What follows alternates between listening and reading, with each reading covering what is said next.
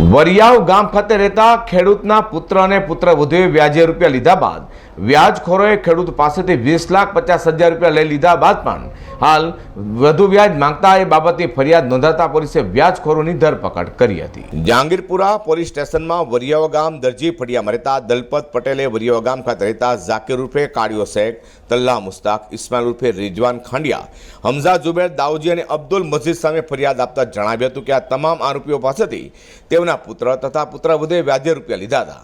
જોકે તેઓએ વચ્ચે પડી ચેક આપ્યા હતા, જેને લઈને વ્યાજખોરે તેઓ પાસેથી 20,55,000 રૂપિયા પડાવી લીધા હતા।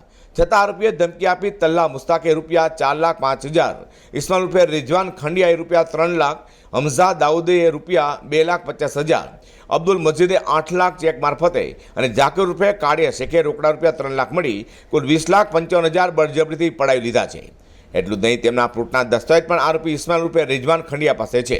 આ તમામ આરોપી ખોટી રીતે વ્યાજના બીજા રૂપિયાની પણ માંગણીઓ કરી ધાકધમકી આપતા હતા, જેથી કંટાળી ખેડૂતે ફરિયાદ કરતા જહાંગીરપુરા પોલીસે આ તમામ 5 આરોપી વિરુદ્ધ ગુનો નોંધી તાત્કાલિક તપાસ હાથ ધરી આરોપીઓની ધરપકડ કરી હતી। અઝર કુરેશી સાથે પ્રકાશવાળા।